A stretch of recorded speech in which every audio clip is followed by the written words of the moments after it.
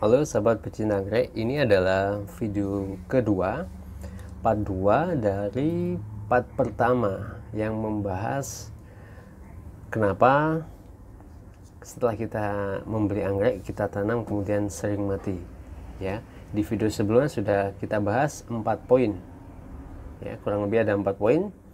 Jika Anda langsung ketemu video ini, stop dulu, silakan lihat video kami berikutnya. Ya, karena akan saling berkaitan video part pertama dengan video kali ini. Oke, begitu. Faktor yang harus Anda perhatikan supaya tingkat kegagalan Anda dalam menanam bibit anggrek botol ini kecil, ya, tingkat kegagalannya kecil, adalah faktor pemupukan. Ya, karena nggak jarang setelah Anda membeli bibit anggrek botol, Anda berburu pupuk, ya. Anda berburu melakukan proses pemupukan, dan nggak jarang juga ketika Anda beli bibit anggrek botol, ya, beli botol sekalian pupuk, ya. Penjual juga begitu, ya, kadang beli bibit anggrek sekalian pupuknya atau bonus pupuk. Ya, untuk Anda yang pemula, saran saya jangan terburu-buru untuk melakukan proses pemupukan. Jadi Anda selesaikan dulu pembelajaran Anda terkait dengan media tanam dan juga cara penyiraman. Ya, sesuaikan cara penyiraman Anda dengan media tanam yang Anda pilih. Begitu. Baru setelah Anda selesai sekitar 1 bulan, tanaman yang Anda tanam ini survive, ya, berhasil hidup, baru Anda melangkah ke proses pemupukan, ya. Karena sebenarnya tanpa dipupuk pun anggrek itu bisa hidup, ya. Karena pupuk itu sifatnya untuk mempercepat pertumbuhan, ya. Ada nutrisi-nutrisi yang itu fungsinya untuk mempercepat pertumbuhan, ya.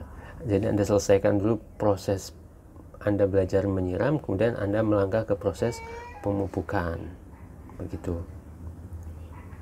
Faktor selanjutnya adalah penempatan. Ya, setelah Anda tanam, Anda harus perhatikan penempatannya. Jangan Anda tempatkan sembarangan. Ya. Yang harus Anda perhatikan ketika menempatkan bibit anggrek adalah cahayanya, ya. Cahaya matahari, sinar matahari. Jangan terkena sinar matahari langsung. Ya, intensitas cahaya sekitar 40-60%. Ya. Tidak harus di greenhouse, ya. Bisa di teras rumah, ya.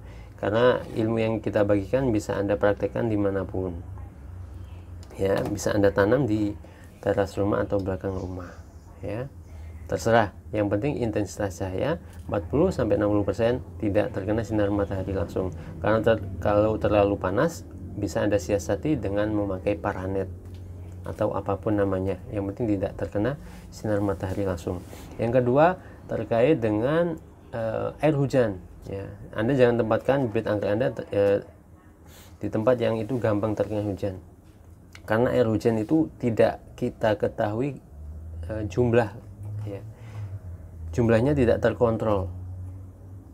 Yang semula kalau kita siram biasa, ya, kita tahu media tanam ini sudah kering, waktunya disiram atau belum kita tahu. Tapi kalau terkena air hujan, kita tidak tahu, ya. Bahkan bisa jadi over, ya. Dan kelebihan air itu yang menyebabkan bibit anggrek ini menjadi terlalu banyak air sehingga busuk, begitu. Rawan terkena busuk, ya. Karena ada 2 kemungkinan, ketika kurang air menjadi kering, atau kelebihan air, ya, menjadi busuk, ya, basah tidak kering sehingga sampai busuk, begitu.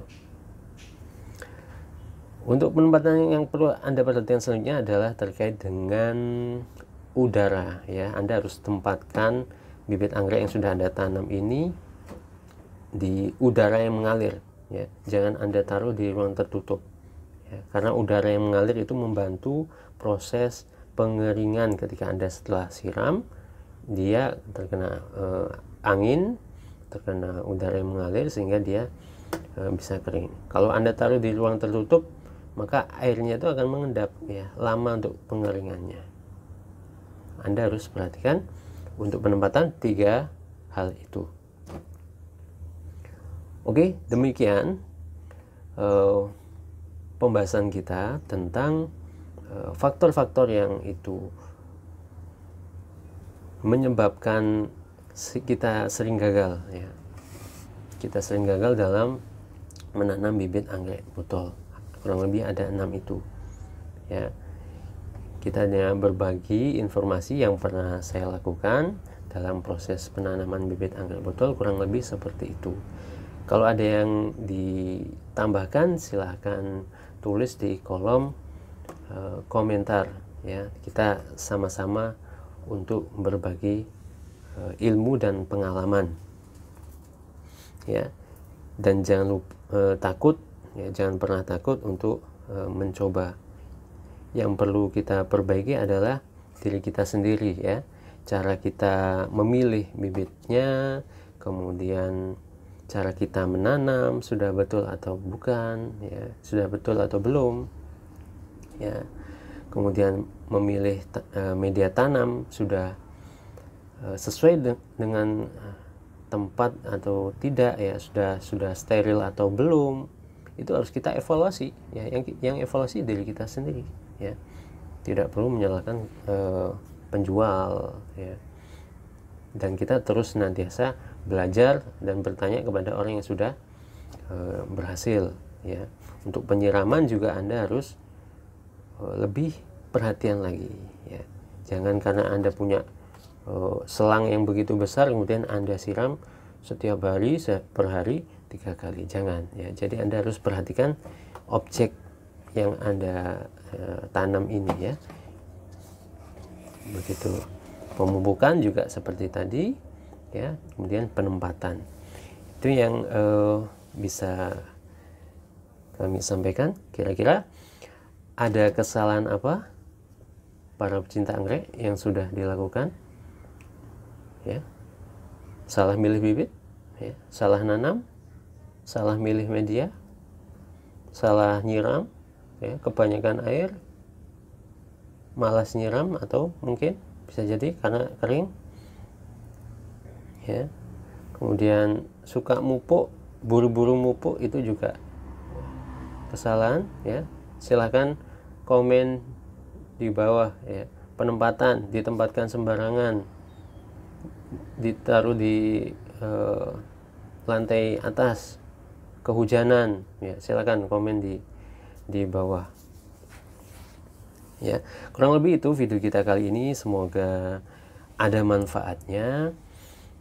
Jangan lupa klik like dan share video ini dan subscribe, ya. Masa dari tadi lihat nggak subscribe? Ayo subscribe dulu. Terima kasih sudah nonton. Jangan takut untuk mencoba, karena tanpa media pun anggrek itu bisa hidup, ya.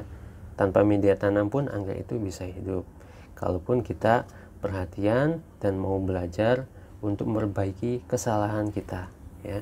Kuncinya perhatian, sabar, dan terus belajar. Itu.